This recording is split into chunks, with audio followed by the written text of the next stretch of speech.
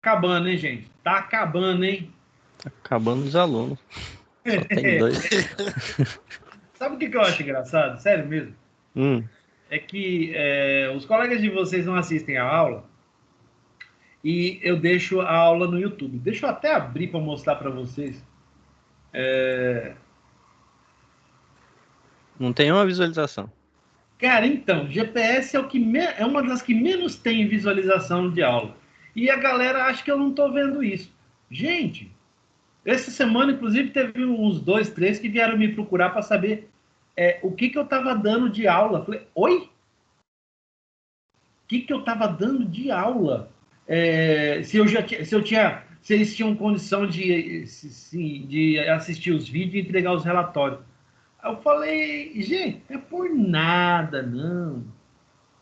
Mas relatório tem prazo para ser entregue. Ó, para dizer que não, tá? Vou mostrar para vocês, ó. Olha quantas visualizações tem GPS a última aula, ó. 3. 3 pessoas assistiram a aula. É lógico, não é das minhas, por exemplo, não é as que tem menos, né? Eu tenho uma turma aqui que tá fazendo, o pessoal de DDM, né? Né, Igor? Sim. Eu? Não, você não, é o outro. É o Igor. outro? Ele ainda não chegou. Tá aqui, ó. 26 visualizações. Pensa o apavorar, o desespero. Sabe quantas pessoas tinha em aula? 1, 2, não sei. Não, eu tive. De uma turma de 20, eu tive 4 alunos em aula. Comecei com 4. Quando a aula acabou, eu nem tinha visto, né? Quando a aula acabou, só tinha 2. E aí vocês viram, ó, tem 26. Olha o dia. Ah, gente, eu vou contar. Depois bate o desespero, fica aquele apavoramento, sabe? E, bom, vocês sabem como é que funciona comigo, né? Eu, eu não aliso muito, não. Chegar a época de prova, fez, tô precisando de ponto, jura? Então, né? Você quer que eu te mostre as visualizações de vídeo lá do YouTube? Gente, pelo amor de Deus. Não tem nem condição de falar uma coisa dessa. Bom, mas vamos deixar o nosso arroz com feijão pronto aqui, porque tá acabando, gente, tá acabando. Hoje nós vamos falar sobre qualidade de software.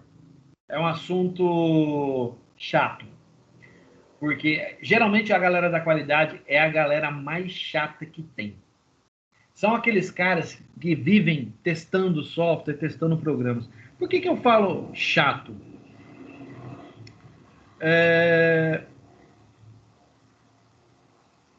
Porque ele geralmente, a função dele, gente, é uma função que gera muita controvérsia. Por quê? A função desses caras é apontar os nossos erros, né?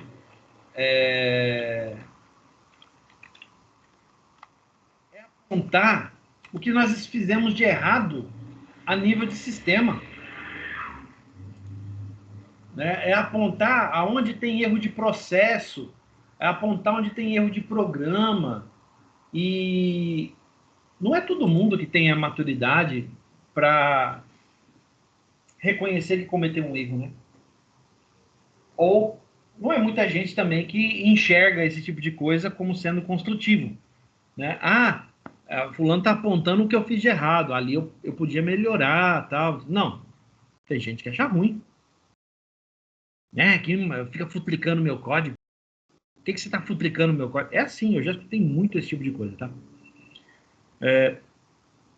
E nós temos que ter uma visão um pouco diferente, tá?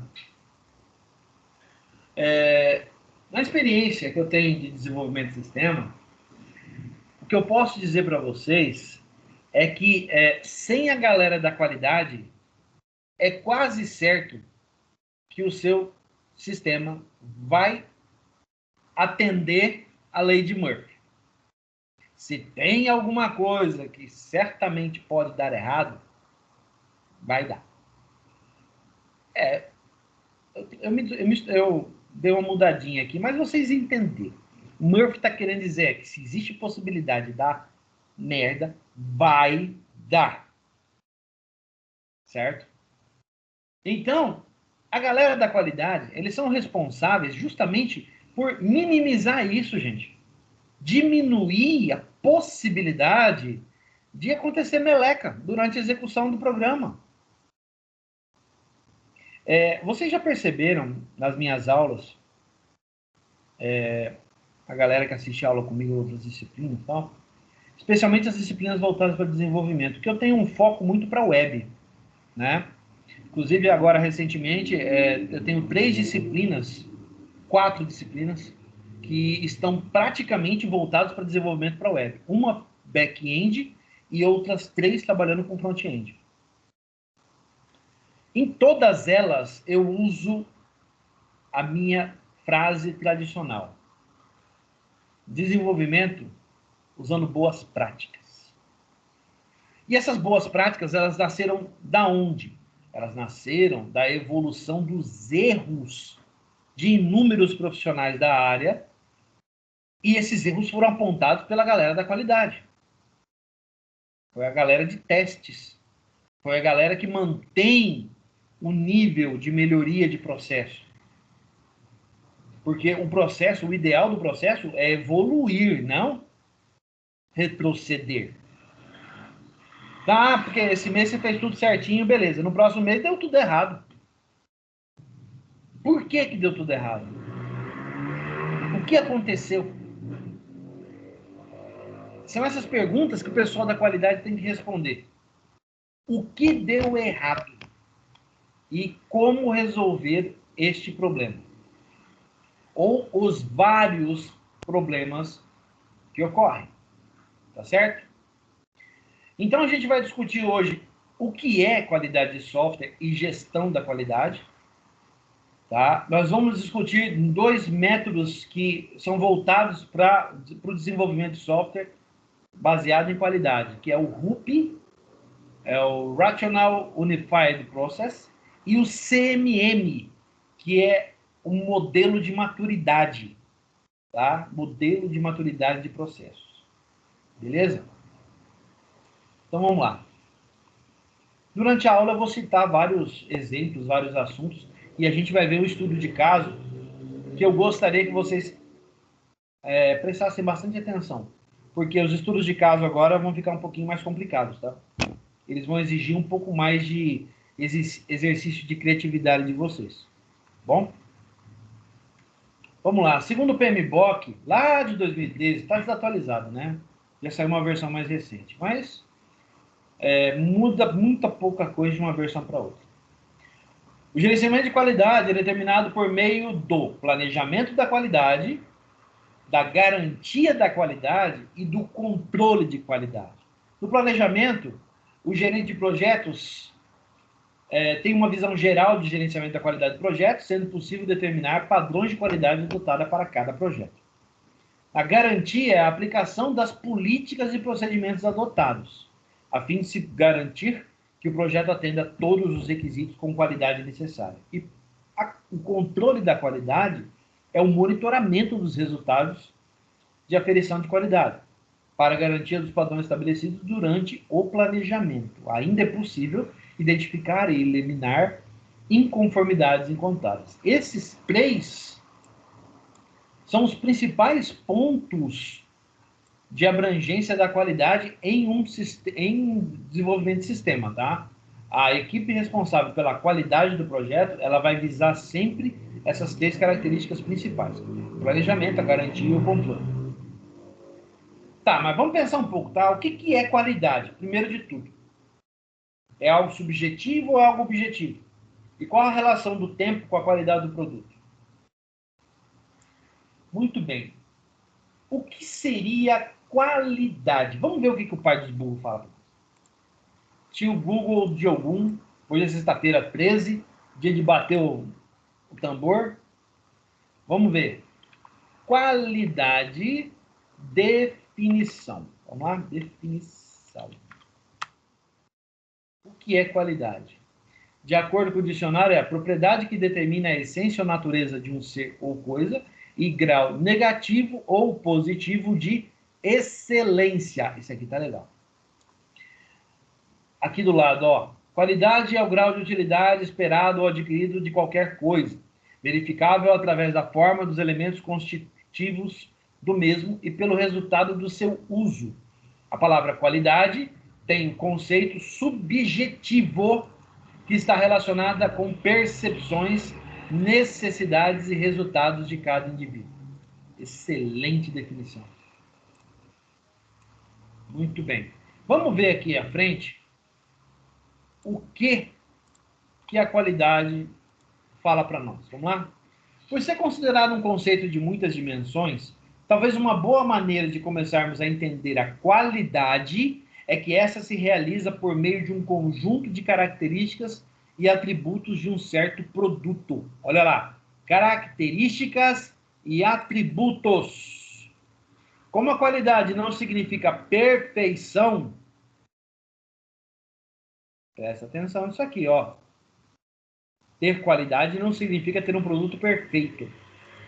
É natural que tenhamos que estabelecer um nível aceitável de qualidade para um produto e meios para verificar se esse nível foi alcançado. Para melhor compreensão, pense na gestão da qualidade como um sistema. Idealmente, esse sistema de gestão de qualidade já deve estar incorporado na organização. E como se espera que qualquer sistema, ele deve incluir processos, pessoas e ferramentas dirigidas à obtenção da qualidade nas entregas. Para isso, gente, existem um conjunto de normas que são muito populares, né? As normas ISO. No caso de software, a gente faz menção a essa norma aqui, ó, a ISO IEC 9126. No Brasil, essas normas estão definidas pela NBR, Norma Brasileira, né? ISO IEC 9126-1. Por meio da ABNT, são organizadas comissões de estudo que se baseiam nas normas estabelecidas pela ISO para elaboração da Norma Brasileira de Regras. Certo? E o que diz essa ISO 9126, que trata exclusivamente de software? Estabelece um conjunto de normas para processos, definidas as normas, as etapas que compõem o desenvolvimento de software. Produtos, definidos os produtos que compõem a qualidade do produto final do software, podendo ser dividido em internos e externos, onde está descrito as formas de aferição dos atributos. Qualidade em uso, são definidas a aferição da qualidade na visão do usuário e a facilidade de uso e operação do sistema. E a ISO 9126 define que a qualidade de software deve ser dividida em 6 atributos. Os atributos estão distribuídos aqui, gente. Seriam funcionalidade, confiabilidade, usabilidade, eficiência, manutenabilidade e portabilidade. São esses os 6, tá? Os 6 atributos que são atribuídos pela norma ISO 9126. A gente vai falar bastante sobre eles a seguir, tá? A gente define um a um aqui na frente, aqui, quando vai falar de gestão de qualidade. Segundo o PMBOK, gerenciamento de qualidade do projeto se aplica a todos os projetos, independente da natureza do seu produto. As medidas técnicas de qualidade do produto são específicas do tipo particular do produto produzido pelo projeto. Portanto, o modelo descrito pela figura estabelece um modelo no qual o gerente de projetos deve se basear para conduzir o desenvolvimento dentro do padrão de qualidade normatizado. Isso é, se você busca que o desenvolvimento do seu software receba a ISO 9126, você precisa garantir que isso aqui tudo esteja sendo considerado no desenvolvimento do seu projeto. Então, não é tão fácil assim, né?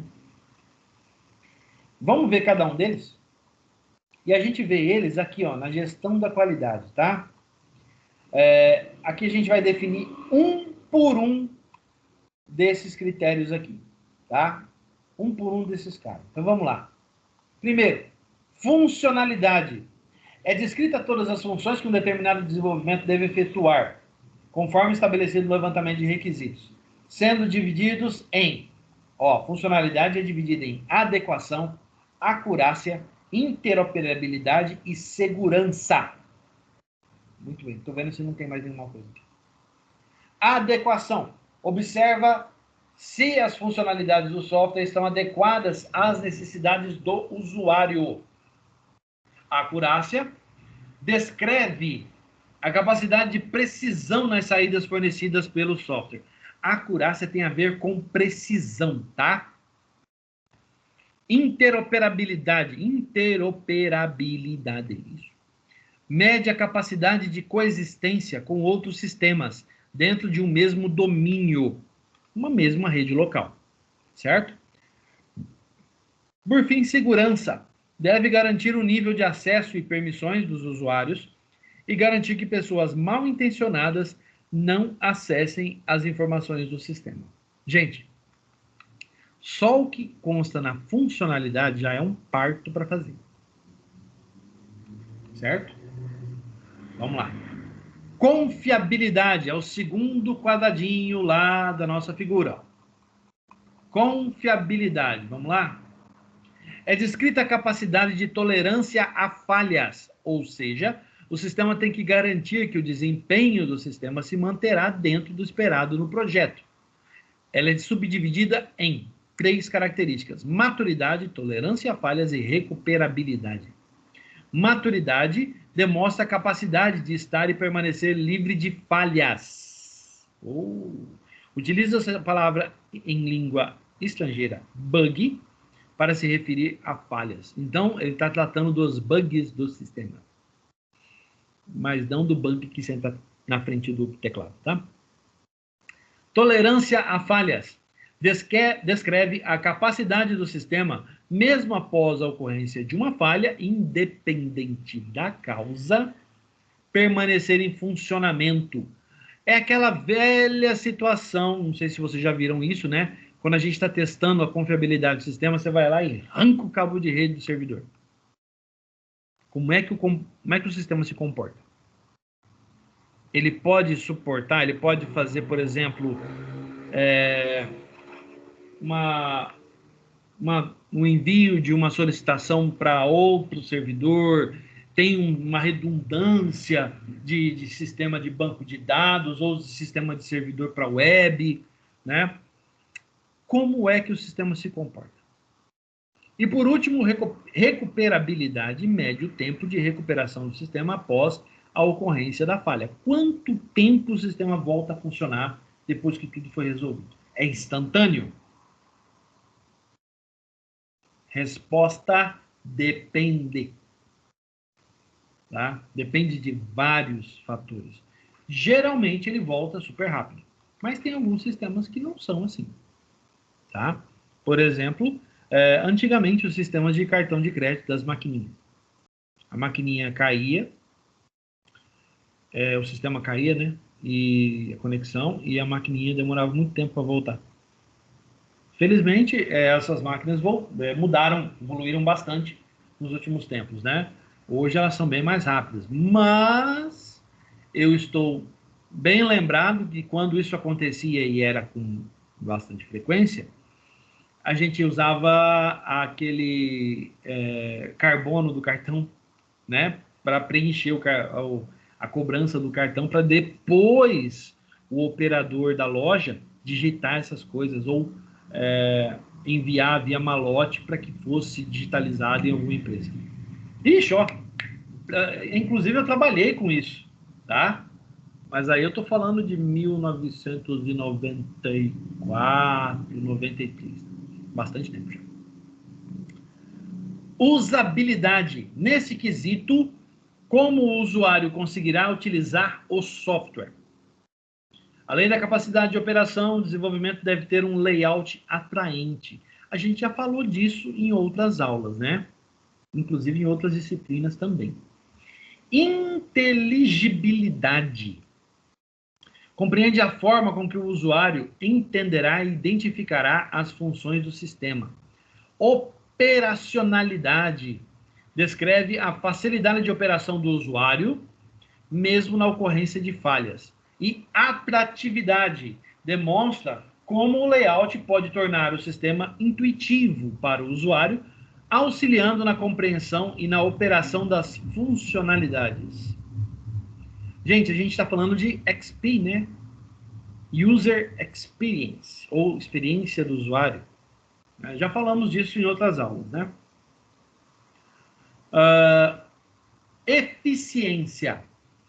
É medido o consumo dos recursos no menor tempo de execução, conforme o projeto e a capacidade física, sendo dividido em tempo, afere o tempo-resposta das funcionalidades do desenvolvimento, e utilização dos recursos. São medidos os recursos consumidos para realizar as tarefas do sistema e a capacidade de não comprometer o desempenho de outros sistemas rodando em paralelo. Manutenibilidade. Questão de manutenção, né? Capacidade de manutenção. São definidas a capacidade de modificação, melhorias, correção de falhas, entre outra qualquer necessidade de se alterar o código do desenvolvimento. Está subdividida em analisabilidade. Descreve a capacidade de identificar as falhas do sistema.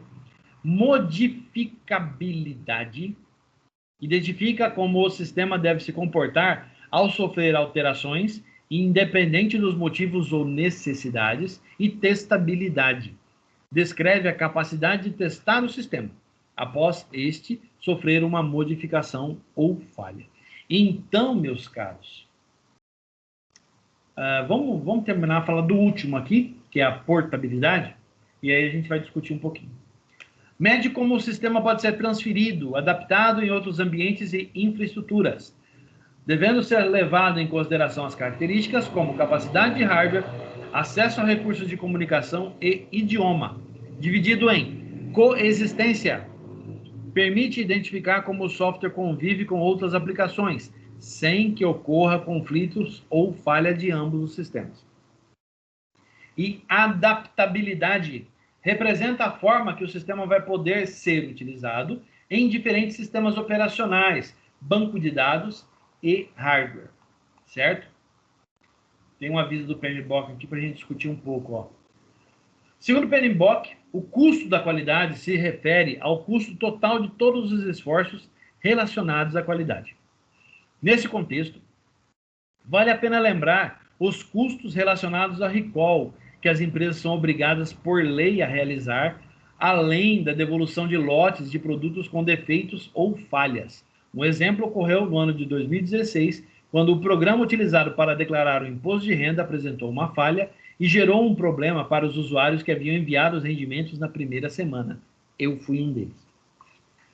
Então, gente, quando se trata de qualidade, a gente deve levar essas seis categorias em consideração. Reparem que nós falamos de coisas que abrangem uma vasta quantidade de avaliação no sistema que está sendo desenvolvido. Desde o início, com seus requisitos, até o final, na entrega do produto, a qualidade atua a todo o momento. Então, o pessoal que trabalha na equipe de qualidade, eles não estão interessados somente na questão do software. Eles também estão interessados na questão do rendimento e performance de equipe. Para isso, eu tenho uma historinha para contar para vocês, a respeito de uma empresa que eu trabalhei há alguns anos atrás. Uma empresa grande, né? Era representante aqui no estado de uma grande fabricante de tratores e implementos agrícolas, né? Essa empresa, essa grande empresa, ela tinha uma equipe de qualidade bastante interessante. Porque essa equipe de qualidade, ela não estava ligada exclusivamente ao software. Também trabalhava com software, media a qualidade, os dados, a usabilidade, confiabilidade, todas essas coisas que a gente discutiu aqui. Mas, além disso, essa empresa também, ela costumava avaliar o quadro de funcionários no tocante a alguns aspectos, como, por exemplo, ela chegava a invadir um pouco, inclusive, a área de RH, tá? Utilização de uniforme, e-mails sendo enviados com a logomarca e com o carimbo, né, da empresa, né? Então, havia uma necessidade de trabalhar essa presença da empresa na vida do funcionário. Então, a questão do uniforme era muito exigente, né? Tinha que usar o uniforme de acordo com a regulamentação, e o uniforme não podia ser um uniforme da cor tal, tinha que ser da cor que eles mandavam. Em algumas situações, a empresa, esta grande empresa, né, ela fazia contato com a revendedora aqui em Campo Grande, e a revendedora fornecia telefones de contato de pessoas especializadas em costura para empresas, né, para criação de uniformes, essas coisas. E essa grande empresa, ela contactava essas empresas de costura, né, fabricação de uniforme e tal, para homologar uma empresa para fazer o uniforme. Olha só, homologar significa o quê? Que aquela empresinha da Dona Maria que faz lá as camisetas dela, tal, tudo mais, seria homologada oficialmente para fazer os uniformes da empresa aqui na região. Olha só. Pois é.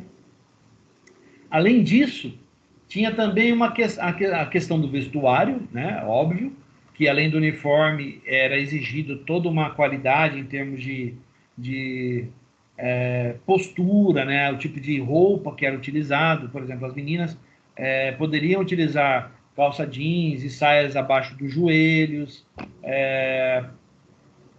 Em ocasiões especiais, como feiras e eventos, havia todo um uniforme, um protocolo que deveria ser seguido, tal. Então, além da qualidade de software, a grande empresa, né, essa grande fabricante, né, de tratores e veículos agropecuários, ela também, a qualidade investia muito também na parte da marca, a qualidade na marca da empresa, tá? Vamos dizer que não foi um dos melhores lugares que eu já trabalhei, porque isso chegava ao ponto de ser uma coisa tão chata que, por exemplo, se você fosse numa... Olha só, se você fosse numa reunião, certo? Com representantes da empresa, tal, alguma coisa assim, e você chegasse lá e tirasse, por exemplo, uma agenda, né? Naquele tempo a gente ainda não usava tanto tablet ou notebook, né, para fazer isso. Então, se você sacasse uma agenda que não fosse a agenda oficial, olha só, eles tinham uma agenda oficial e era fornecida essa agenda oficial. No final da reunião, o pessoal da qualidade vinha conversar com você. Por que você não está usando a agenda oficial na empresa? Por que você não está usando os materiais de escritório fornecidos pela empresa? Gente, chegava ao ponto de... Por exemplo, eu tive um caso na época, eu tive um problema de depressão. E eu fui, me consultei com os médicos, tal, né? Recebi o atestado e ganhei aí 30 dias em casa para fazer tratamento. Eu estava muito mal mesmo na época. E Isso é interessante, porque geralmente profissionais de TI sofrem muito com isso. Vocês estão começando na carreira, então às vezes pode parecer uma bobagem alguém falar para você, não, que depressão não é assim, depressão não é assim, tal. Gente, depressão é uma coisa muito séria, tá? O professor, na época, chegou, pasmem, a pesar incríveis 62 quilos. Vocês me conhecem, vocês sabem o tamanho que eu tenho. Essa forma de barril que eu tenho, né? A forma de pneu de trator. Pensa uma pessoa, né, do meu tamanho, meu peso normal é 100 quilos. Eu cheguei a pesar 62 quilos. 62 quilos. O médico, na época, conversou comigo e falou que se eu não me tratasse adequadamente, ele ia me internar. Né? Porque eu não queria saber de comer. Não tinha fome. Se eu fosse comer alguma coisa, eu comia uma saladinha leve. E eu lembro bem que eu não tinha vontade nenhuma de sentar na frente do computador. Eu era programador já na época, tá? Eu era programador e trabalhava muito também com análise. Fazia muita análise de requisitos na época também. E, gente, foi um período muito complicado, porque justamente nessa época, essa grande empresa veio fazer um trabalho aqui, né, na revendedora aqui em Campo Grande, e em parte a chatice do processo que eu não compreendia, ela ajudou a piorar um pouco mais a minha sensação, né, o que eu passava, né, o que eu sentia. O resultado disso foi que eu apresentei o atestado e tirei 30 dias de licença. Durante esses 30 dias de licença, uma vez por dia, alguém, representante dessa grande empresa, dado o setor de qualidade dessa grande empresa, geralmente uma pessoa que exercia a função junto com o RH, essa pessoa ligava para mim uma vez por dia para perguntar como eu estava me sentindo. Como que eu estava, se eu estava bem e tal. Porque a empresa demonstra preocupação com o funcionário. Não era preocupação com o funcionário. Hoje eu enxergo isso. Não era preocupação. Eles estavam, na verdade, preocupados, mas não comigo. Mas sim se o clima da revendedora, da empresa aqui em Campo Grande, poderia causar isso em outros funcionários. Então, fala de qualidade, existem limites, certo? Existem limites. E uma coisa que eu sempre gosto de falar muito para vocês, quando se trata da área de TI, gente, a área de TI, apesar de exatas, tá? De ser da área de exatas, é exercida por pessoas, seres humanos. E nós, seres humanos, somos passíveis de falhas. Não existem pessoas que não são passíveis de falhas. Até existem, mas elas não estão encarnadas, tá? Mas aí é outra seara, eu não quero discutir esse assunto, não. Mas eu gostaria que vocês entendessem isso, tá? Quando eu falo de falhas, são falhas comuns, certo? Todos nós podemos errar. Todos nós podemos desenvolver um software que aquele dia a gente não estava com a cabeça boa. O código que você fez aquele dia saiu uma meleca. Isso pode acontecer? Com certeza. Com certeza. Eu mesmo, como professor, tem dias, e vários de vocês já participaram de aulas comigo, não sei se perceberam ou não, mas tinha dia que eu não estava muito empolgado, não estava muito inspirado com o código. E alguns desses dias eu tive que contar até mesmo com a ajuda de alguns de vocês para poder resolver algumas questões. Recentemente, nós estamos trabalhando em CCI, DDM, inclusive tem uma galera que faz DDM que está aqui na aula, e em ADS.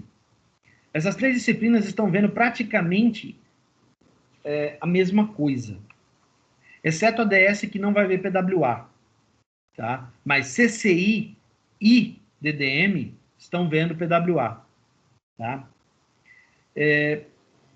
Ontem, por exemplo, na aula de DDM, a gente teve um problema que foi causado por... O sistema simplesmente não queria funcionar. Eu imaginei que fosse alguma coisa ligada ao PWA, as configurações de PWA da aplicação. E eu fiquei surpreso que depois do fim da aula eu fui descobrir que não era. Era um arquivo do Visual Studio que havia sido corrompido. Foi eu substituir... Aí, para substituir esse arquivo, eu teria que refazer a solução inteira. Foi eu substituir esse arquivo e refazer a solução, o projeto funcionou. Só que aí eu tomei uma decisão um pouquinho mais revoltada, porque eu já estava meio bravo com essa história, e eu substituí o código pelo modelo que eu estava utilizando, e mandei para o pessoal de DDM instruindo eles a respeito disso. Mas é aquilo. O código estava funcionando? Estava. O código funcionava? Sim. Mas por causa de algo que estava além da minha possibilidade, além do meu domínio, causou um problema. E acabou causando realmente até um constrangimento. Porque os alunos estavam online e queriam saber o que estava acontecendo, por que estava dando aquele problema, como que o professor vai resolver isso? E eu falei até para a turma, eu falei, galera, eu não sei o que está acontecendo aqui, eu vou dar uma examinada mais profunda para tentar descobrir o que está acontecendo. Acabei descobrindo, mas foi após a aula. Isso também já aconteceu em CCI? Também. Mesma coisa. Umas 3, 4 aulas atrás. Aconteceu a mesma coisa. Certo? E é importante, eu considero, não vou dizer eu acho, eu creio, né? Porque eu tenho certeza do que eu estou falando. Eu creio que seja muito importante que nós, como professores, a gente passe isso para vocês. Gente, o professor não é dono da verdade. O professor está aqui com a missão de transmitir conhecimento, mas nem por isso o professor domina 100% daquilo que ele está falando para vocês. Afinal de contas, quem domina 100% de determinado assunto, como o desenvolvimento PWA, ele não estaria dando aula. Ele estaria ganhando dinheiro com isso. Quem domina 100% o desenvolvimento de aplicação back-end, REST API, ele não estaria dando aula. Ele estaria ganhando dinheiro com isso. Lógico, tem toda uma visão por trás. Eu, por exemplo, eu cheguei no momento da carreira que eu acho melhor transmitir o conhecimento, porque eu cansei de ver profissional chulé nesse mercado. Cansei de fazer avaliação ou de mandar a gente embora, porque o cara começava com 3 meses, o cara não tinha desenvolvido absolutamente nada, porque ele não sabia. Foi por isso que eu vim para a universidade. Então, isso tem tudo a ver com qualidade. Sim, tudo a ver com qualidade. Porque eu vi a qualidade dos profissionais que estavam sendo liberados do mercado e eu não gostei do que eu vi. Mas depois de 22 anos no mercado de trabalho, trabalhando com TI, eu posso chegar num ponto de dizer, não, agora está na hora de eu contribuir para evoluir essa bagaça. Foi por isso até mesmo que eu vim para a universidade. E por isso eu digo para vocês, eu acredito firmemente que o aluno tem que ter esse pensamento. Não, meu professor não é perfeito. O professor não está ali pelo fato de ser perfeito, não. Ele está ali porque ele tem os motivos dele. Os meus estão na cara, acabei de falar para vocês. Certo? Que tem muito a ver com qualidade. A qualidade do profissional que a universidade está formando. É por isso que eu sou muito chato, especialmente nas disciplinas que lidam com desenvolvimento. Eu pego muito no pé de vocês por causa disso. E é justamente por causa disso que a gente tem que manter esse pensamento de qualidade. Cara, eu não tô num dia legal. O código que eu vou produzir hoje não vai ser um código bom. Assuma isso para você mesmo. Depois, revisita o código para dar uma olhada de novo. Você vai olhar para ele e falar, caramba, o que eu fiz aqui? É uma conclusão lógica, porque na área de TI a gente está evoluindo e amadurecendo todo dia. Gente, vocês sabem bem disso. Eu não sou um programador front-end. Eu falo para todo mundo, quem quiser ouvir, jQuery não é uma coisa de Deus. Eu já falei isso para vocês no passado. Quem fez CC1 comigo lembra que a gente viu Angular JS, que eu já considero algo mais elegante. Mas sabe, eu cheguei a um ponto que eu olhei assim e falei, cara, eu não acredito que eu não consigo lidar com essa porcaria desse jQuery. O que eu fiz? Falei, não, eu vou aprender essa bagaça. Eu tenho que me dar bem com esse trem. Gente, eu consegui. Depois de muita luta, depois de muita briga, eu consegui compreender como ele funciona e comecei a usar ele adequadamente. Mas foi muito trampo para chegar nisso aí. Da mesma forma, hoje eu olho lá para trás, assim como eu falei para vocês, eu olho lá para trás e olho os códigos que eu escrevia nos scripts quando eu comecei e falava, caramba, que é isso, cara? Onde que eu estava na cabeça para escrever um troço assim? Gente, isso é assumir a qualidade. É isso que significa assumir a qualidade. Um compromisso com boas práticas. É por isso que eu estou tão chato e eu vivo falando isso para vocês. Trabalhem pensando nas boas práticas. Porque vai chegar um momento que a boa prática vai estar tão impregnada em você que você não vai conseguir fazer mais nada errado. Você vai olhar o código do colega e falar, meu Deus do céu. Jesus toma conta. Como é que o cara fez um negócio desse? Mas é aí que tá. Você amadureceu. Isso é um efeito, é um sintoma do compromisso com a qualidade. Mas isso só vem com o tempo, gente. Não tem como adquirir isso da noite pro dia. Tá? Tem que ficar aguentando muito sapo, muita encheção de saco, até você entender. Bom, cheguei num ponto que eu não consigo mais escrever código chulé. O meu código agora, eu escrevo, ele sai redondinho, sem nenhum erro. É possível? Sim, é possível. Ele está perfeito? Não, ele não está, mas ele foi escrito com boas práticas. Ah, aí é diferente. Certo? Vamos em frente? Vamos falar sobre RUP, Rational Unified Process. Esse cara é até meio antigo já, mas tem muita empresa que ainda gosta de trabalhar com RUP, tá? Hoje em dia, não, e por favor, não confundam RUP e CMM ou CMMI com o processo ágil ou com o Scrum. Eles não têm nada a ver uma coisa com a outra, tá? O Scrum não é um processo de qualidade. Agile também não trabalha com qualidade. Não tem nada a ver com a qualidade. Agile é um conjunto de boas práticas que, se empregadas adequadamente, ajudam a equipe de desenvolvimento a criar maturidade. Então, CMM e RUP são consequências, professor, do uso das práticas ágeis? Podemos dizer que sim. Mas eles não têm nada, não são interrelacionados, tá? Não tem nada a ver uma coisa com a outra. Bom, vamos ver o que é RUP, tá? É uma ferramenta que pode auxiliar o gerente de projetos na condução e monitoramento das atividades. Foi desenvolvida por Ivar Jacobson, Grade Book e Jim Rimbaud em 1999 na Rational Software Corporation. Eu usei software da Rational, tá? O software dele de UML foi, na época, um dos mais famosos do mundo. A metodologia foi adquirida pela IBM e hoje é conhecida como iHup, sendo, então, um processo do tipo proprietário. Então, o Hup já não é mais open, né? A sua arquitetura foi baseada no UML.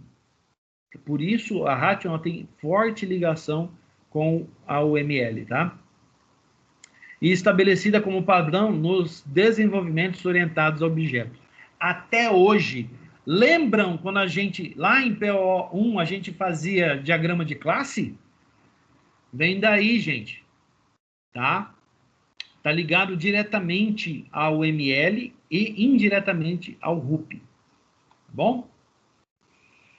O RUP tem como objetivo garantir que as estruturas dos processos possam ser adaptadas para uma produção do software com alta qualidade e que atenda às necessidades das organizações. O seu desenvolvimento foi apoiado nas áreas de conhecimento e interação das disciplinas do PMBOK. O grande atrativo da metodologia RUP é fazer com que os ciclos do projeto sejam interativos e incrementais, conforme o projeto avança em busca do produto final. Então, nós estamos falando daquele ciclo que ele é incremental. Você faz uma tarefa e, ao concluí-la, você olha para trás, verifica como você fez e se existe possibilidade de fazê-la melhor. Então, você pega outra tarefa para fazer da mesma maneira, só que dessa vez um pouco melhor. Ao terminar, você olha e fala, beleza, eu melhorei aqui, mas eu posso melhorar aqui também. Você faz de novo outra tarefa, mas melhorando um pontinho a mais. E assim por diante, até o momento em que você chega num padrão de qualidade que não pode ser mais evoluído. Esse padrão de qualidade tende a ser repetido várias e várias e várias vezes. Certo? Então, vamos lá. Quais são as fases que são adotadas pelo RUP durante o desenvolvimento do projeto? Você tem algumas disciplinas que são modelagem de negócios, requisitos, análise, implementação, testes, implantação de configuração e mudança, gerenciamento de projeto e ambiente. Muito bem, as fases que nós temos são iniciação, elaboração, construção e transição, certo? Vamos lá. Repara o gráfico, tá? E verifica que, por exemplo, na iniciação, a atividade da modelagem de negócios, é altíssima. Por quê? Levantamento de requisitos, né? Tá logo abaixo, ó. Então, no início, na fase de elaboração, você tem, nas duas, né? No início e na elaboração, você tem alta presença de modelagem de negócios e requisitos. Eles estão desenhando o que o sistema deverá fazer, certo? Na fase de elaboração, você tem alto envolvimento da equipe de análise, algum envolvimento de implementação, algum envolvimento em testes, pouquíssima de implantação, porque você não implanta nada durante a fase de elaboração, né? Você tem o início dos trabalhos da gerência de configuração, que é controle de versão de software, criação de repositório de programas, esse tipo de coisa, tá? Você tem o gerenciamento de projeto, que ele se repete por todas as etapas, mas de uma maneira bem discreta, né? E também o gerenciamento do ambiente, que também se repete, mas de forma muito discreta por todas as etapas. Quem trabalha mais em elaboração é a análise e a implementação, tá? Depois, você entra na construção. E repara aqui que na fase de construção, você tem pouquíssimo envolvimento de modelagem de negócios, você tem a presença de requisitos ainda trabalhando diretamente, você tem também alguma presença da análise, mas a implementação é quem toma conta. Certo? Você tem também a presença dos testes, trabalhando junto com a implementação, desenvolvimento do código, né? A implantação começa a esboçar a sua construção, né? Porque é a partir daí que você começa a pensar onde você vai hospedar seu software, onde você vai hospedar seus bancos de dados e assim por diante. A gerência de configuração tem pesada presença aqui por causa do controle de versão do teu código.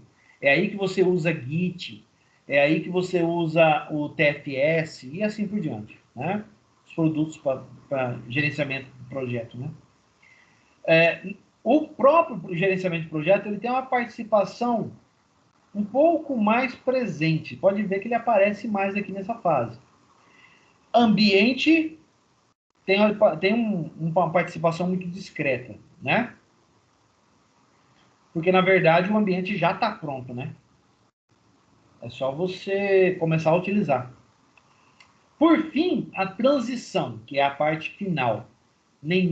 Quase nenhuma participação de negócios, quase nenhuma participação de requisitos. A análise de design já está no fim. A implementação está fazendo a parte final do software, né? Assim como os testes também estão finalizados.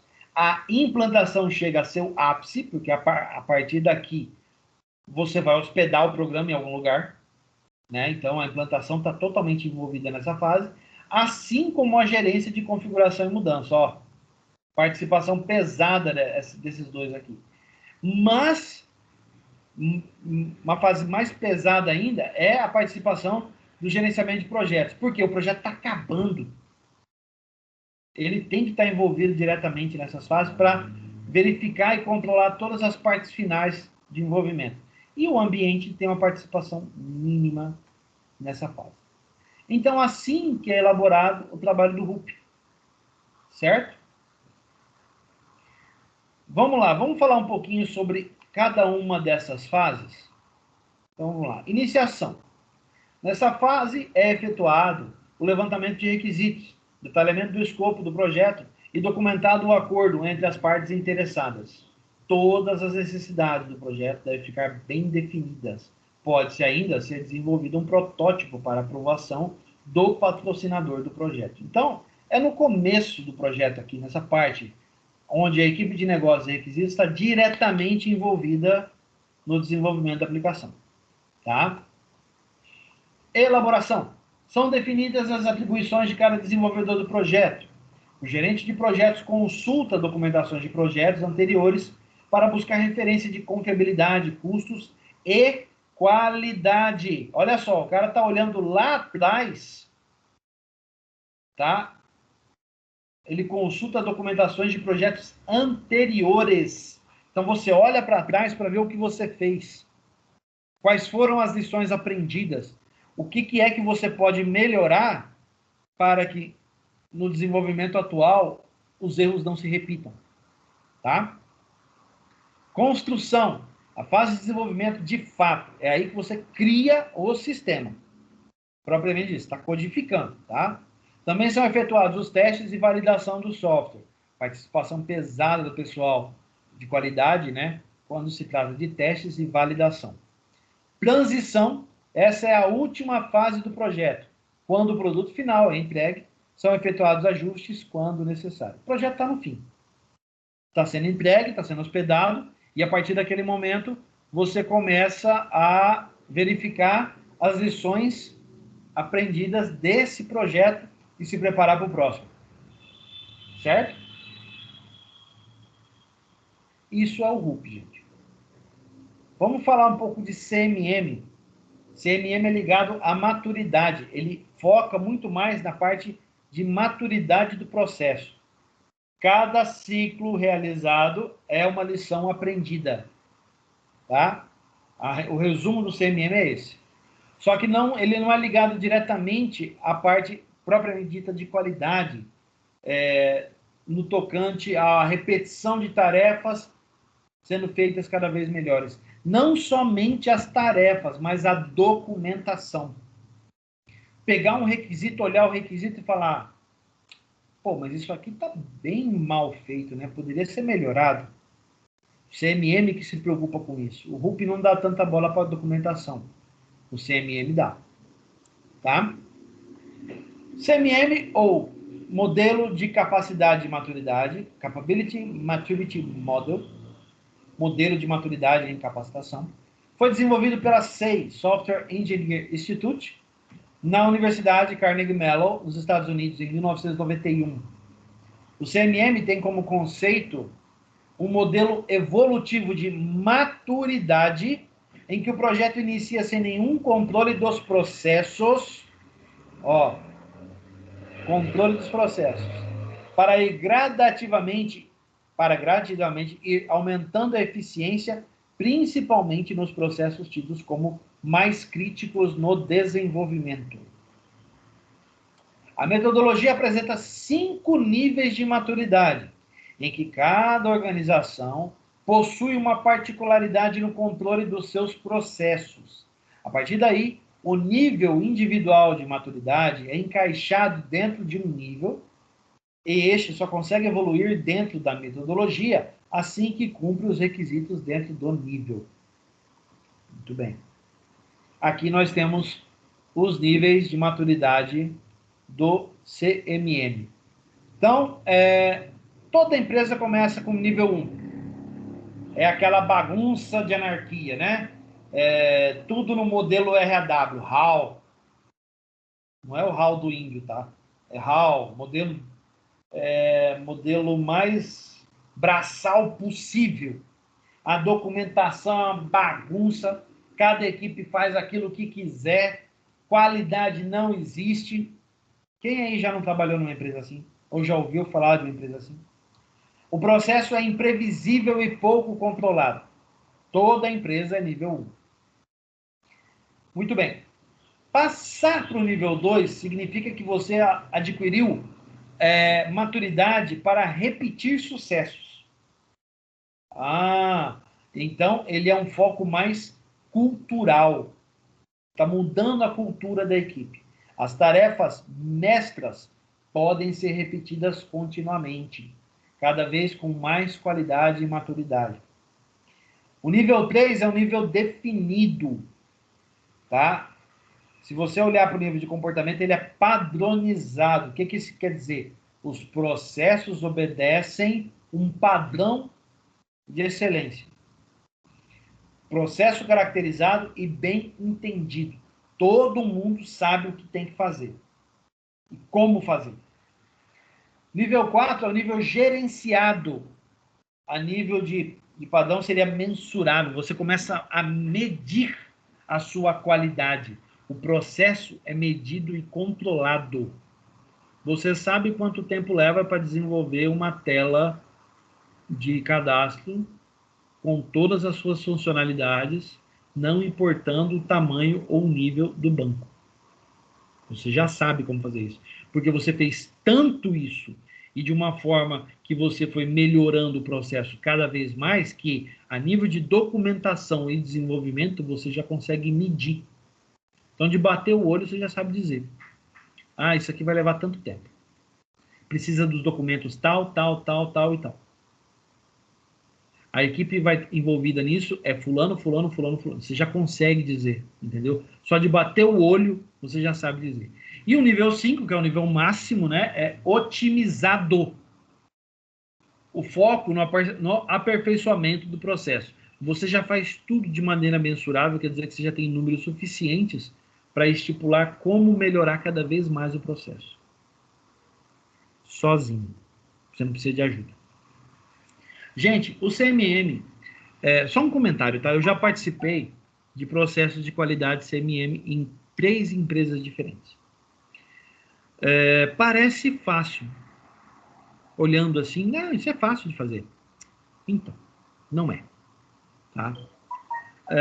Importante, o RUP, tá? O RUP é um processo ligado à UML e à IBM, tá? Então, ele é um processo pago, ele é um processo proprietário. Mas, professor, não tem como eu empregar o RUP na empresa sem ter que pagar para a IBM? Tem. Até tem. Mas você tem que fazer isso por conta própria. Quer dizer que eu não posso contratar um profissional para empregar o RUP na empresa? Poder até pode, mas você vai ter que contratar um profissional certificado pela IBM. E esse cara vai cobrar o valor de um carro popular por semana. Literalmente. Tá? É um processo muito caro. É um processo muito complexo. Não é um processo fácil.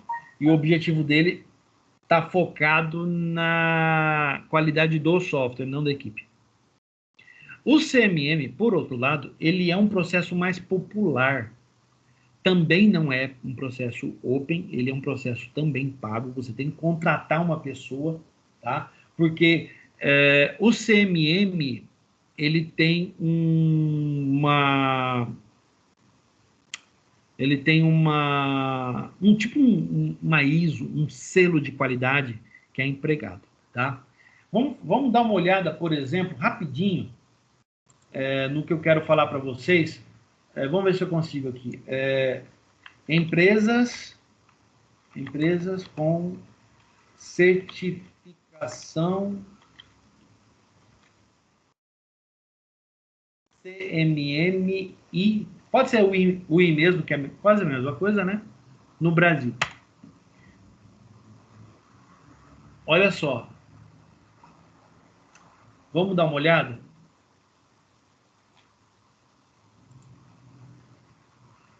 Tá aqui, ó. Essa é a ISD Brasil, é uma das principais empresas do Brasil no tocante à certificação CMM, tá? E o certificado CMM é equivalente a uma certificação ISO para sua empresa na área de TI. Parece fácil? Dá uma olhada nisso aqui. Olha a quantidade de empresa no nível de maturidade 2. Nível de maturidade 2. Toda empresa é maturidade 1, tá? Toda ela. Mas maturidade 2 certificada são essas aqui, ó. Ó, a própria Embraer, ó. Serasa. A Linknet, a fábrica de software. Não sei se vocês conhecem, mas ela é bem famosa, tá? Deixa eu ver quem mais. A Cetil, que é a nível nacional, né? A Claro, olha só. A Senior, que é bem conhecida, né? Lá de Santa Catarina. Deixa eu ver alguém. Ó, olha os nomes, ó. Itaú, Santander. Vamos lá, vamos achar mais exemplos. Serpro, que é do governo federal, só que esse cara é lá de Pernambuco. Serpro de Pernambuco, tá?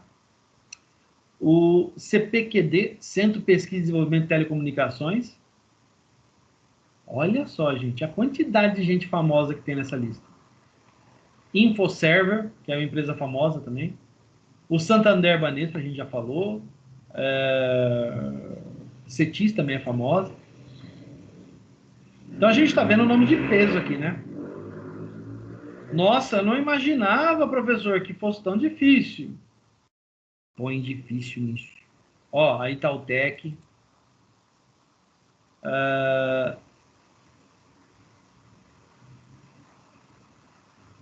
Não. Os outros nomes não são familiares, não. Isso CMMI nível 2, tá, gente?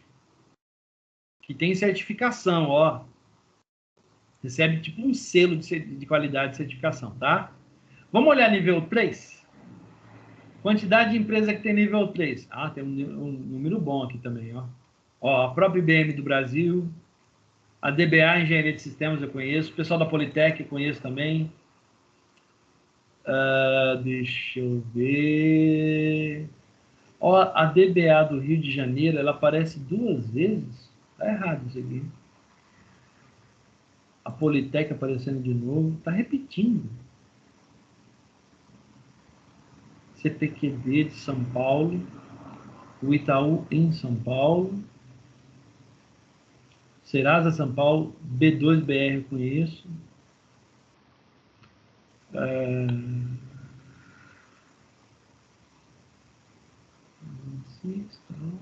Sonda, BRQ. Sigma DataServe, eu conheço esses caras. Então, ó, nível 3. Não é muita gente. Agora fica olhando aqui, ó.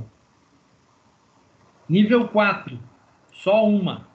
A CPM Braxis, lá da Bahia. Nível 4.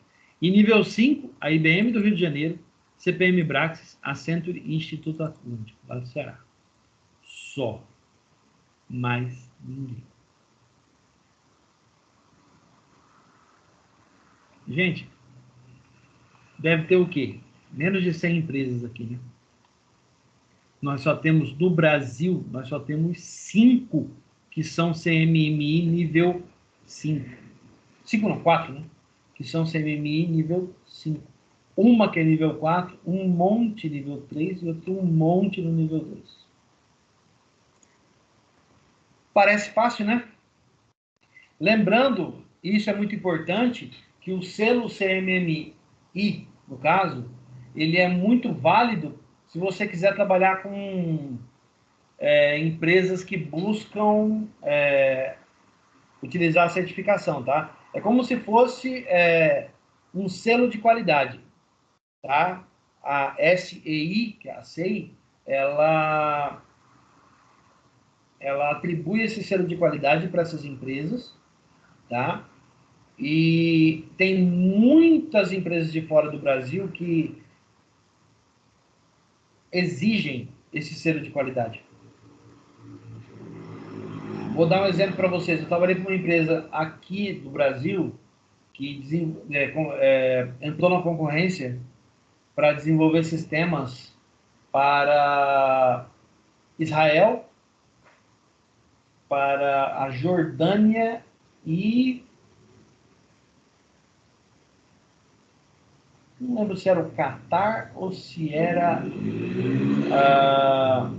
os Emirados Árabes Unidos. Muito bem. Qual que era a exigência? A empresa tinha que ser, no mínimo, CMMI nível 4. O contrato, esses contratos que eu estou citando eram milionários.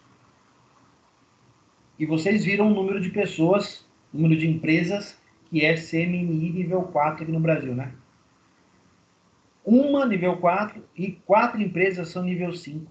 Então, só tem 5 empresas do Brasil inteiro que poderiam participar desses contratos. Ou concorrer, né, a fechar esses contratos. Então, o pessoal costuma falar que se você quiser que a sua empresa vá trabalhar fora do país, atender fora do país, ela tem que ter um selo de qualidade CMMI, pelo menos. E, no mínimo, nível 3. Caso contrário, você nem entra. Eles não aceitam a participação de empresa que não tem um selo de qualidade nível 4, por exemplo. Não aceitam. Ah, isso é muito importante, professor? Sim. Muito importante. Especialmente se você quer que sua empresa, por exemplo, feche um contrato em euros com alguma empresa ou governo da Europa para prestação de serviços. Ah, professor, mas como é que a minha empresa vai fechar negócio? Ué, gente, eu acabei de dizer para vocês que tinha empresa daqui concorrendo para prestar serviço em Israel. Tem um colega que ele trabalha para uma empresa brasileira que presta serviços para o governo de Angola, na África. E a cada 6 meses esse colega vai para lá e passa 6 meses trabalhando lá na empresa, desenvolvendo o sistema. Ele fica 6 meses lá, 6 meses aqui. Esses 6 meses que ele passa aqui, ele trabalha remotamente para o pessoal lá de Angola. A empresa é brasileira, CMMI nível 5. Só que isso é importante, tá? Esse que eu mostrei para vocês é um instituto. O ISD é um deles, tá? O ISD é um deles. Essa empresa que eu estou falando, ela tem o certificado CMMI nível 5 homologado por uma empresa americana, não brasileira. O certificado dela vale mais, porque essa empresa brasileira, ela consegue comprovar a qualidade do processo a nível internacional. Não que aquelas da lista não consigam também, eu acredito que conseguem, mas essa, no caso que eu estou falando, é um exemplo muito, muito, muito diferente, muito raro, de empresa brasileira que consegue comprovar qualidade de processo a nível internacional. Existe? Existe, lógico que existe. E não é difícil de trabalhar nelas não, viu? Assim como todas as outras, tem prova de seleção para você trabalhar. Beleza? Vamos continuar aqui então. Ele explica cada um deles agora para a gente ter uma ideia, tá? Nível 1, inicial. Poucos ou nenhum processo estão definidos dentro da organização. As práticas utilizadas pelos desenvolvedores são esforços individuais. Quer dizer, é aquela bagunça generalizada, cada um faz aquilo que quer, na qualidade que quer. Então, é o modelo mais anarquista possível, tá? O nível 2 já é um nível de qualidade repetitiva. Opa, você já aprendeu alguma coisa e está repetindo esses processos. O objetivo desse nível é tornar os processos corporativos, permitindo assim que as melhores práticas adotadas pela organização sejam repetidas sistematicamente. Certo? Sistematicamente. Olha só. Deixa eu só fazer uma coisinha aqui. Nível 3. Nível 3. Definido. Nesse nível, os processos padronizados no nível 2 são documentados e integrados a qualquer processo de software existente na organização. Se houver um processo definido, o objetivo é auxiliar os gerentes de projetos e desenvolvedores no ganho de produtividade. Muito bem. O nível 4, gerenciado. Os processos para desenvolvimento de software são medidos para a garantia da qualidade do software. O objetivo é fazer uma medição quantitativa para a garantia dos padrões de qualidade adotados nos níveis baixos. Então, você já começa a medir a qualidade dos níveis anteriores, já tem essa métrica e já está começando a se preparar para obter dados a respeito dos padrões que foram empregados. Você já sabe como fazer isso. E o nível 5, otimizado, esse nível visa monitorar o desenvolvimento do software dentro da metodologia adotada. O objetivo é a garantia contínua na qualidade dos processos por meio das métricas de qualidade e produtividade. Certo? Muito bem. Gente, eu gostaria de trocar uma ideia com vocês a respeito da questão da qualidade e essa experiência aí. Quem pode falar um pouco para nós a respeito da qualidade que é utilizada, por exemplo, na empresa de trabalho? Vamos lá, gente. Quem que pode falar isso para a gente?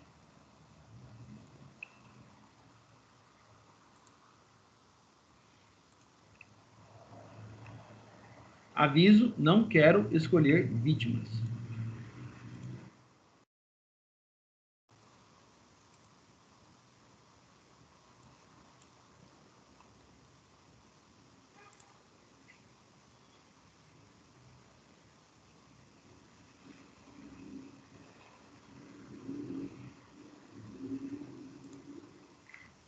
Vou ter que escolher, gente?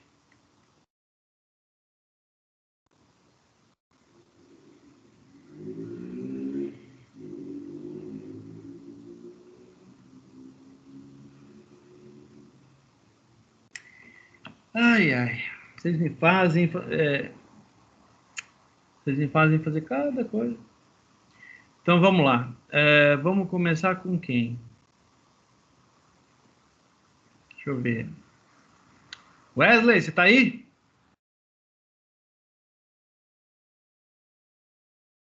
Wesley. Terra chamando Wesley.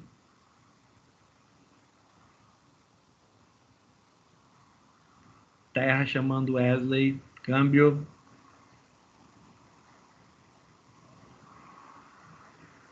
Alô, alô, alô. até que sim. Pode falar. Wesley, fala para mim a respeito, como a gente estava discutindo a questão de qualidade aqui, cita para mim alguns exemplos lá da turma do EB a respeito de qualidade. Não precisa ser de software, não, pode ser qualidade mesmo, em geral. O que você pode me dizer a respeito? De qualidade, assim, lá do Exército Brasileiro, por exemplo, qualquer qualidade.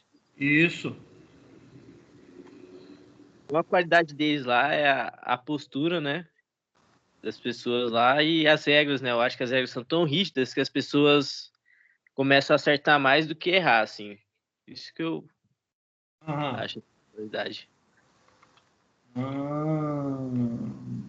Entendi.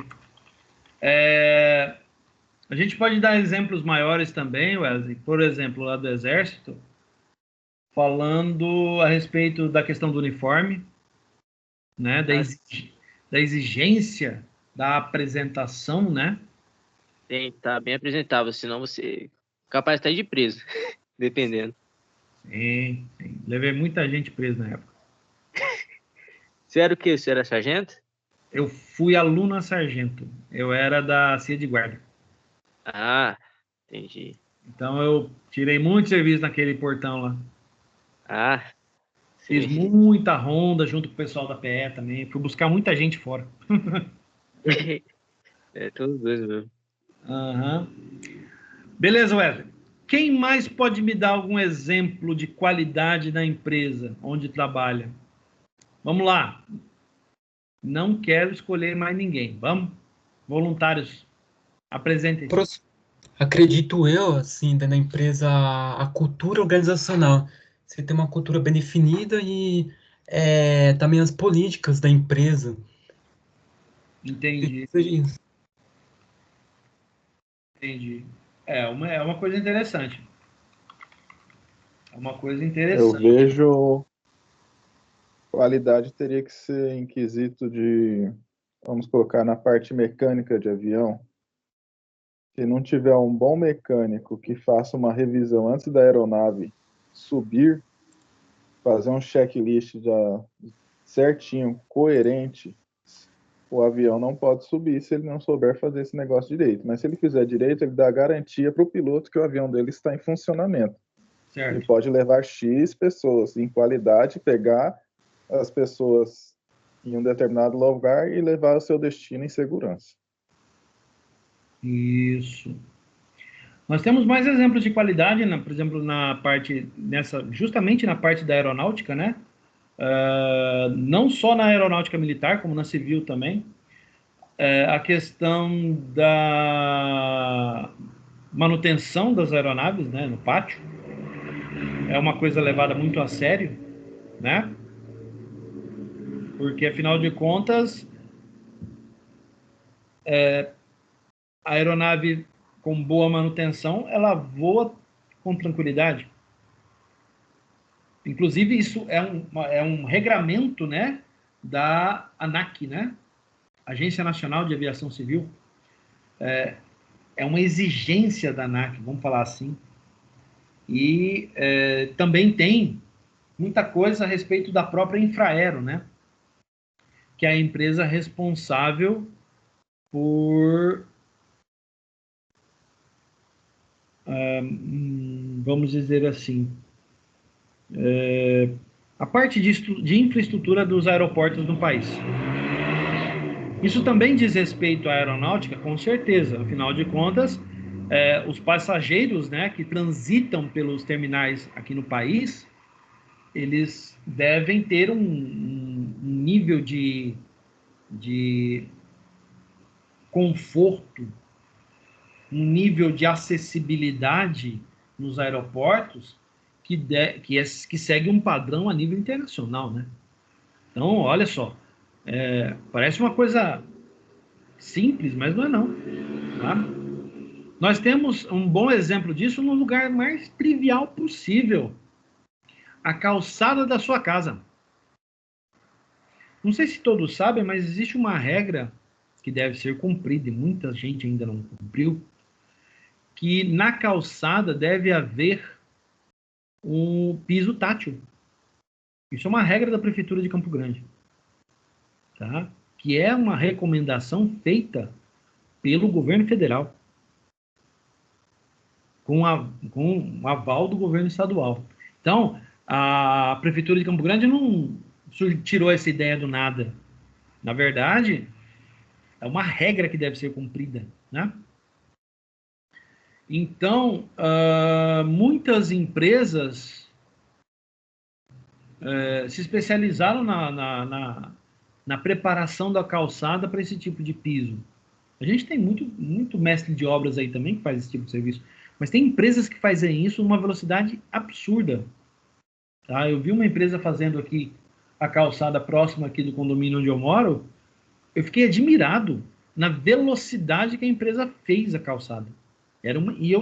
Como eu sei que era uma empresa, gente, todo mundo uniformizado, os funcionários, os equipamentos todos bem identificados, o pessoal trabalhando com um nível de qualidade de trabalho. Você poderia reparar até mesmo na quantidade de sujeira que eles faziam, que era mínima. Tão diferente da Águas Guariroba, que para arrumar um buraquinho de nada, abre um buraco, cabe um carro dentro, né? E depois ainda deixa o asfalto por fazer, né? A prefeitura tem que ir lá e tampar, né? É óbvio que isso aí vai dar merda, né? Quem mais pode dar algum exemplo? Professor, isso aí me lembrou de um vídeo que eu assisti de aviação, né? No Ah, caso do aeroporto de Fortaleza, que não era comum no aeroporto de Fortaleza pousar aqueles aviões maiores, grandes, tipo Boeing. Aí eles reformaram a pista, né? E tava, nessa pandemia, estão descarregando, né? Materiais hospitalares e tal, aí trazendo de outros países. Aí teve duas, como não era comum, duas aviações pousaram lá. Aí, uma das aviações que pousou lá, o piloto fez um pouso diferente lá para meio que se exibir, que ele sabia que não era comum se ver aquele avião naquele aeroporto. Ele pousou tipo igual quando vai pousar, por exemplo, na Terra, ônibus espacial, aí pousa com o bico para cima e depois deita o trem do nariz. Isso aí não é comum, porque, tipo assim, e segundo o manual, no manual tá dizendo que isso não é recomendado fazer, porque isso não tem impacto nenhum no arrasto na hora do pouso. sim, Mas, cara, ele sabia disso, o piloto, ele fez meio pra se exibir, porque não ia colocar em risco, né? certo. Faz sentido, né? Se você olhar para trás. Existem regras, né, que devem ser obedecidas nesse caso. Inclusive a ANAC fiscaliza esse tipo de coisa. A própria Força Aérea Brasileira fiscaliza esse tipo de coisa. Se o piloto estiver fazendo manobras a ponto de causar algum problema ou, quem sabe, até um acidente, esse piloto pode ser punido. Né? O brevet E dele no pode ser cassado. vídeo, o cara lá explicou, né, Aham. que tem empresa que permite fazer isso, tem empresa que não permite, então vai da política da empresa. Aham. Isso é verdade.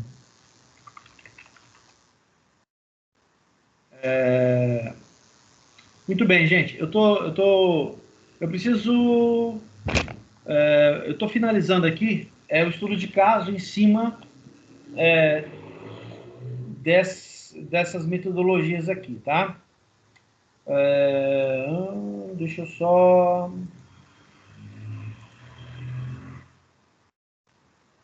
terminar uma última pergunta aqui e eu já vou colocar o estudo de caso aqui.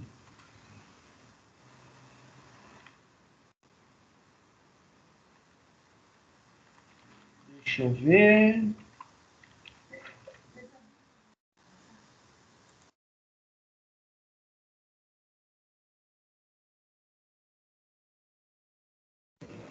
Tá, gente. Beleza. Já terminei aqui. Vamos lá. Deixa eu colocar aqui, vou tirar. Dessa vez, esse estudo de caso não tem uma solução proposta, tá? É um estudo de caso aberto. Então,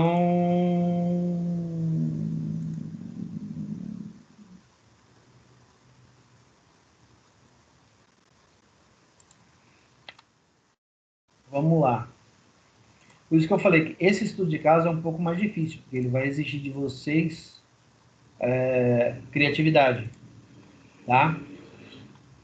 Vocês vão ter que exercitar um pouco a criatividade de vocês, junto com o material que vocês estão vendo. Lembrando que esse é o último relatório que vocês vão entregar, tá bom? Vamos lá?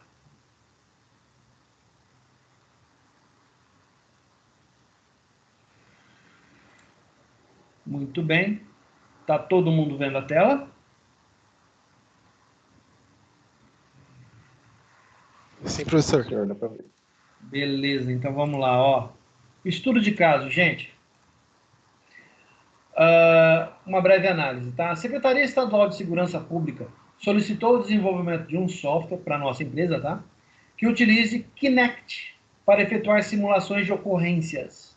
O desenvolvimento será utilizado para o treinamento de policiais que estão em formação. O simulador deve trazer situações de ocorrências cotidianas que o policial necessite efetuar disparos em meio a civis.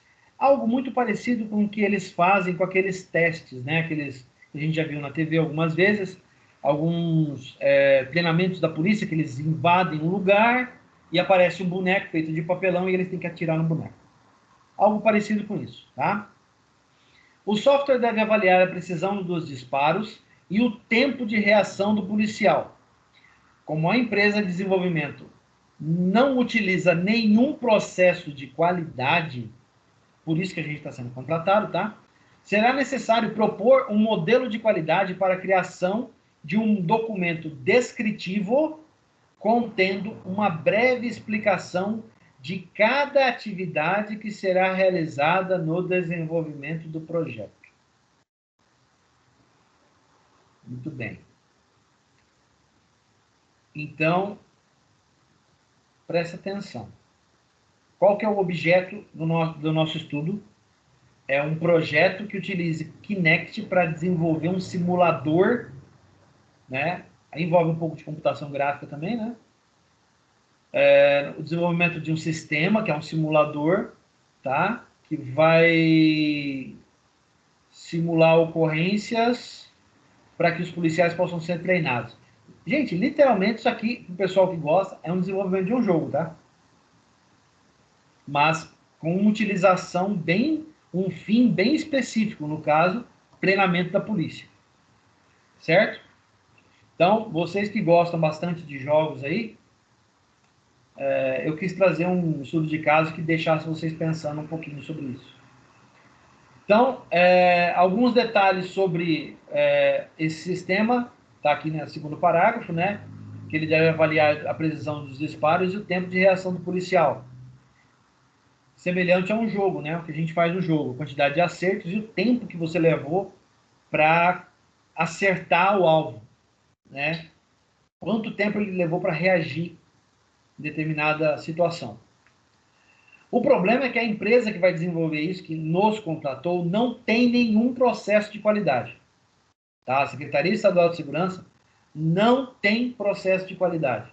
Então, nós temos que, além de preparar o desenvolvimento, a gente tem que propor um modelo de qualidade para a adoção na Secretaria de Segurança Pública, tá? E, baseado nesse modelo, criar um documento descritivo contendo a explicação breve de cada atividade que será realizada no desenvolvimento do projeto. Em súmula, o que vocês terão que fazer?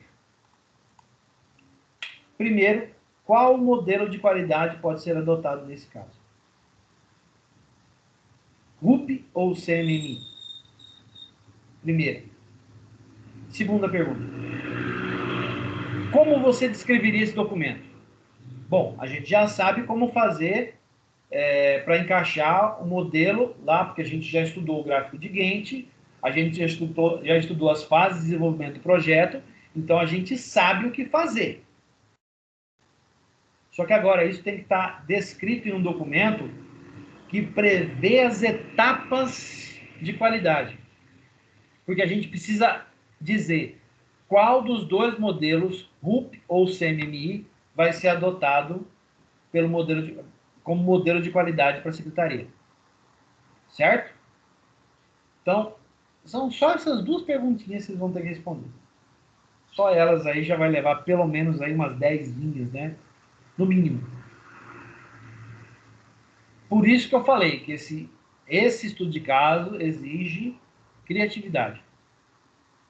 Então, como é o último, vocês vão ter que exercitar tudo que vocês aprenderam até agora. Alguma dúvida?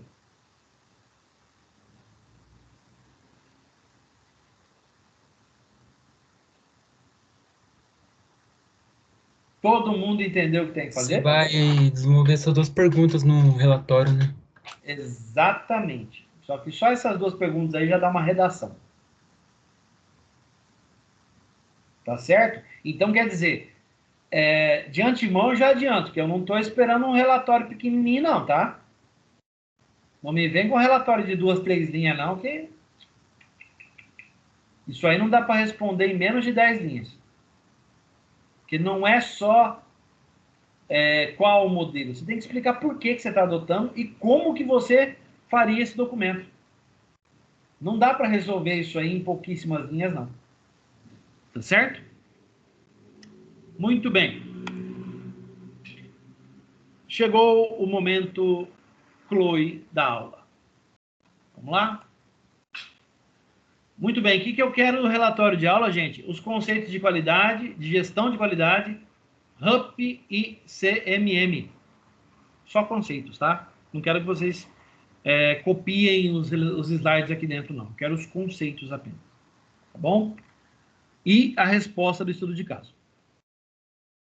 Lembrando, esse é o último relatório a ser entregue. Ele é praticamente a prova. Porque se você escrever um relatório de qualidade, você que vai ter que revisar tudinho que nós falamos até agora. Para quem escreveu os relatórios, não é mistério nenhum. Para quem fez os relatórios e entregou, não tem mistério nenhum aí, tá? Para quem não fez, pois é. E vão se preparando. Lembra que eu falei para vocês que na próxima aula... Na última aula eu avisei que a gente vai ter trabalho, né? Todo mundo se lembra disso? Espero que sim. Na próxima aula, eu vou divulgar o enunciado do trabalho, tá? E o enunciado do trabalho é um estudo de caso complexo. Do mesmo nível desse aqui. Então, para quem está fazendo os relatórios, não é mistério nenhum. Já tem uma boa noção do que fazer. Para quem não está fazendo os relatórios, tem um problema nas mãos. E dos grandes. Porque esse trabalho vale 2.000 pontos da nota. E os outros 2.000 é a prova. Beleza? Na próxima aula, eu divulgo o enunciado desse estudo de caso, que é o trabalho. Tá bom? Muito bem. Esse relatório, o último... Ó, sexta-feira 13, hein? Que beleza. O último relatório, o assunto dele, GPS atividade 2020-011-13. Data de entrega está errada. Não é essa data. Vou corrigir agora. A data de entrega é dia 15. Beleza? Vamos ver, gestão de qualidade. Muito bem. Voltando. Data de entrega dia 15/11/2020 até as 11h59 da noite. Vocês têm mais de 48 horas. Beleza? Alguma dúvida sobre o relatório, gente? Não, tá bem explicado, sim. Beleza? Bem explicativo. Bem. Bom, mais uma vez eu vou dizer, para quem está fazendo os relatórios e vem entregando os últimos relatórios, esse relatório e o trabalho não tem mistério nenhum. Agora, para quem não fez, para quem não entregou nenhum relatório, E aí eu estou falando para a galerinha que não entregou o relatório, e nós sabemos que esses são muitos, não são poucos. Meus caros, vocês têm um enorme problema na mão. Então, né? Até a próxima aula, então, quando eu vou colocar o Quem não enunciado. entregou o relatório aí, até a aula não deve estar assistindo, pra você ter uma ideia. Então, né, gente? Bom, eu já falei para vocês em aulas passadas sobre a coragem de vir fazer uma prova minha sem ter assistido nenhuma aula, e para deixar tudo para cima, né, para tudo para a última hora. É muita coragem, com certeza. Mas, como eu sempre gosto de dizer para vocês, não sou eu que reprovo, né? Eu, por mim, não reprovava ninguém. Mas quem reprova são vocês. Eu só venho aqui dar o meu recado. Tá bom? Um grande abraço, tudo de bom, e até a próxima aula, onde eu trago o enunciado do trabalho. Valeu, gente. Fui! Boa noite.